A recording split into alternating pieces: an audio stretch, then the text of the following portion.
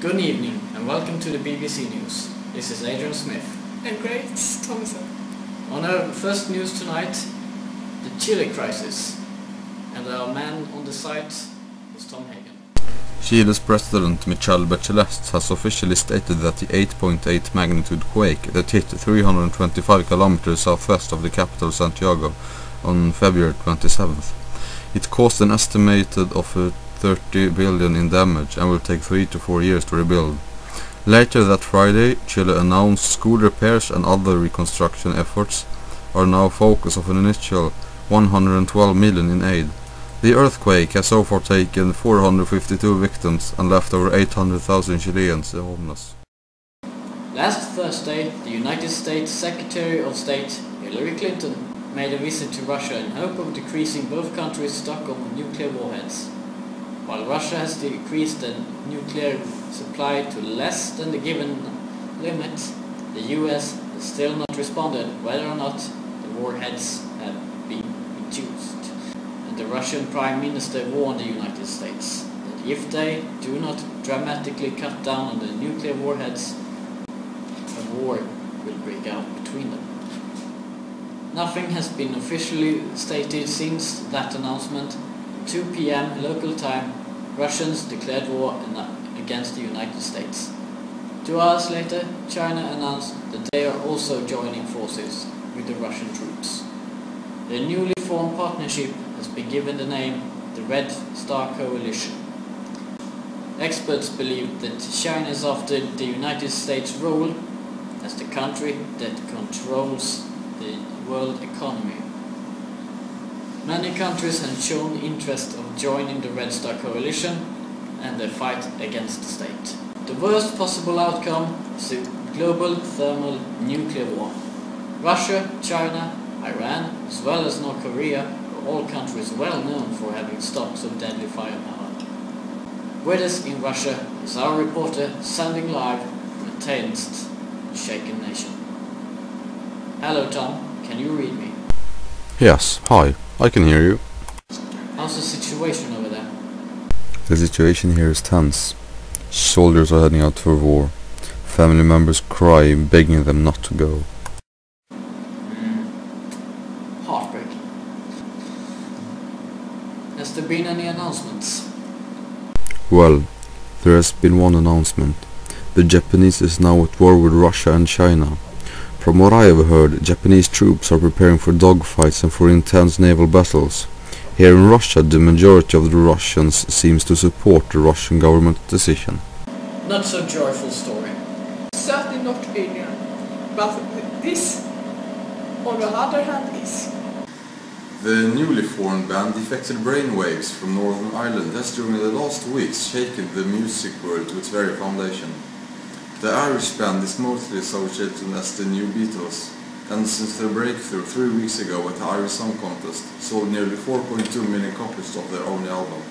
The band is, due to their overwhelming and unexpected mainstream success, planned a 10-day tour in Europe. Their first album is expected to sell 14 million copies until their next album comes up. Here's a short outtake from the studio with the band's upcoming album. Here is in Wattsville. Enjoy!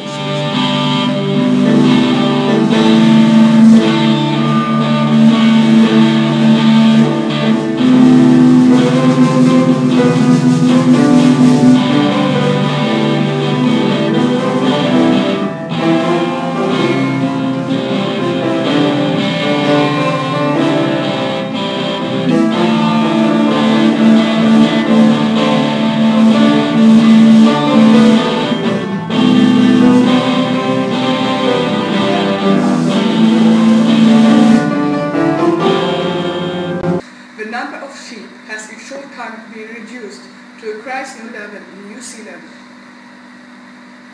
Scientists have found the reason of a high number of lamb deaths. A previously undiscovered virus that has been woken due to a record heat this summer. This drives the New Zealand hurler earlier this week. New Zealand is calling 50% of all international trade in terms of sheep meat, having around 49 million sheep and decreasing rapidly. Sheep breed Josh Thomason talked with great sorrow about the cost of a newly awakened virus. This is horrific. As long as this virus is out, I can't make sure if my sheep will live or die. I, like many others, are depending on the lamb business as my only income. No one wants infected or bad meat. I already lost a few sheep to this new virus. So far it's only in New Zealand, but it's spreading. It isn't only us breeders that lose on this. Consumers will too. Fewer animals and an ever-growing request of meat will lead to the highest price on meat products for nearly 60 years. If you thought the prices were high, well, it'll be nothing compared to what's coming. Numbers made by the New Zealand Economic Department predicts an increase of 21 to 33% in terms of price on meat and lamb in particular.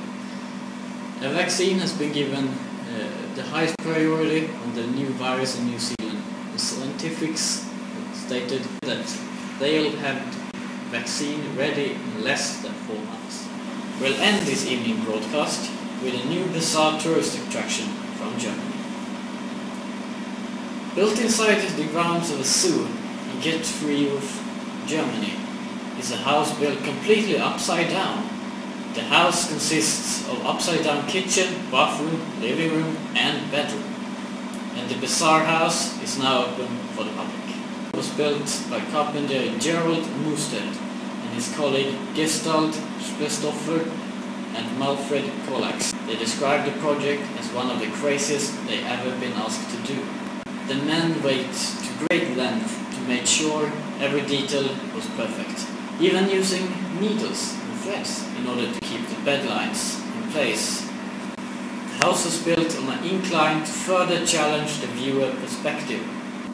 The crazy house, which was thought up by Hamburg investor Dirk Oster, will open to the paying public at the end of March.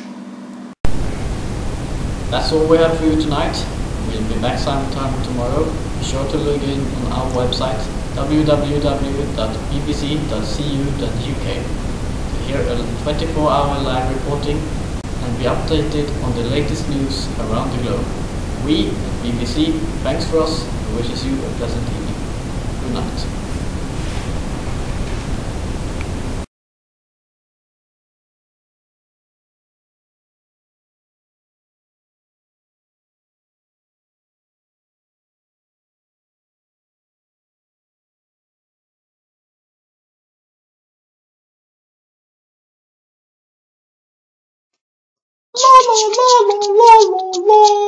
Beep beep.